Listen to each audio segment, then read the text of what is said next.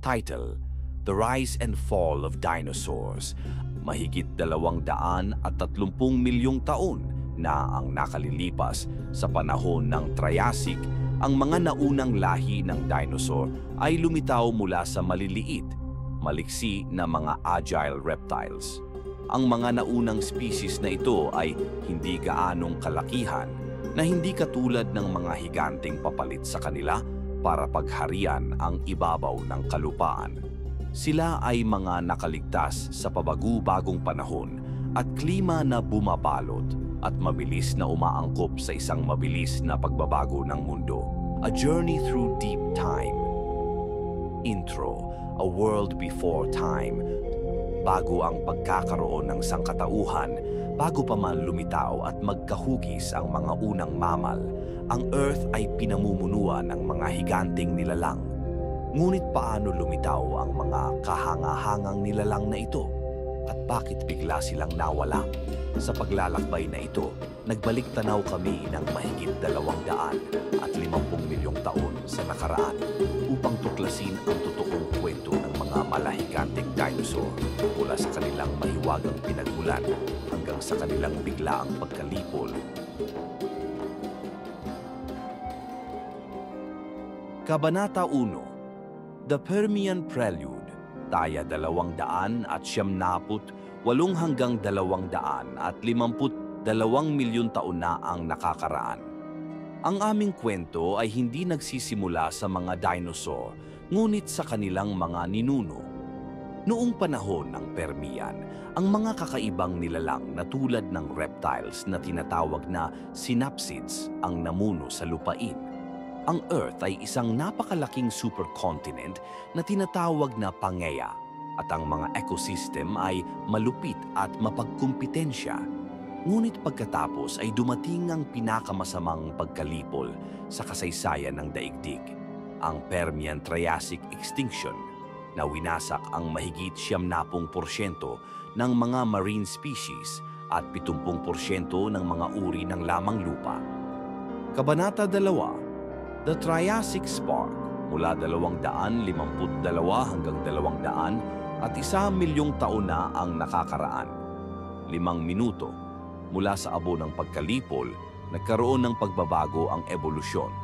Ang mga sinaunang dinosaur tulad ng Eoraptor at Herrerasaurus ay lumitaw sa ngayon ay tinatawag na Timog America. Ang mga nilalang na ito ay maliit, bipedal at mabilis, perpekto para mabuhay sa nagre-recover na mundo.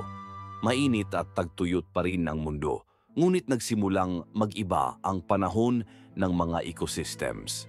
Ang panahon ng Triassic ay nagtatapos sa isa pang extinction na nagbibigay daan para sa mga dinosaur na mag-dominate. Kabanata 3. The Jurassic Expansion, mga 200 at 1 hanggang 145 milyong taon na ang nakakaraan.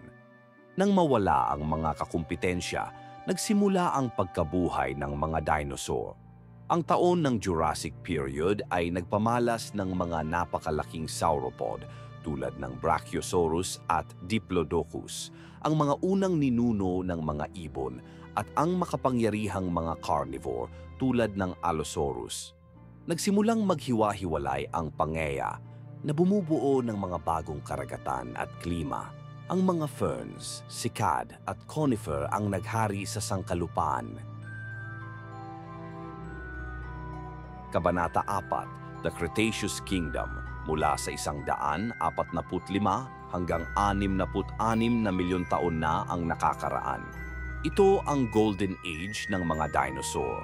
Ang mga pamilyar na higanteng tulad ng Tyrannosaurus rex, Triceratops, Velociraptor at Spinosaurus ay naghari at gumagala sa isang planeta na puno ng biodiversity. Nag-evolve ang mga namumulaklak at iba't ibang uri ng halaman. Lumitaw ang mga bagong species ng insekto. Nagsimulang humiwalay ang mga ibon sa maliliit na mga dinosaur na may mga pakpak at balahibo. Kabanata 5. The Asteroid Impact, tungkol sa 66 na milyong taon na ang nakakaraan. Pagkatapos sa isang sandali, nagbago ang lahat. Isang asteroid na may lapad na 6 na milya sa lapad, 31 square mile, ang tumama sa lugar na ngayon ay tinatawag na Yucatan Peninsula, na lumikha ng malalaking tsunami, pandaigdigang wildfire at isang nuclear winter. 75% ng buhay sa Earth ang namatay. Ito ang Cretaceous Paleogene, KP extinction, at minarkahan nito ang pagtatapos ng edad ng mga dinosaur.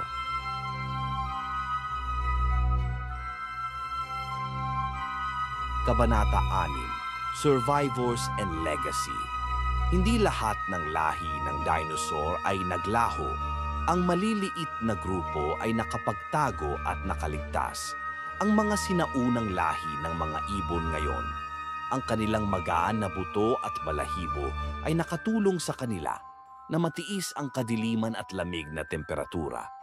Nakaligtas din ang mga mammal at nagsimulang umunlad sa kawalan ng mga dinosaur.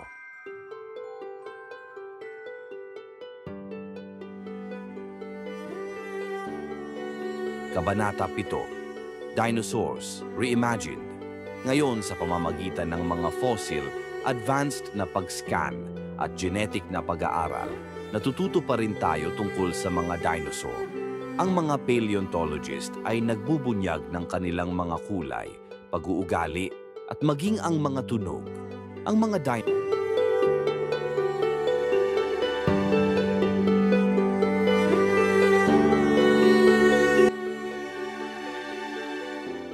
Otro, Echoes in Stone.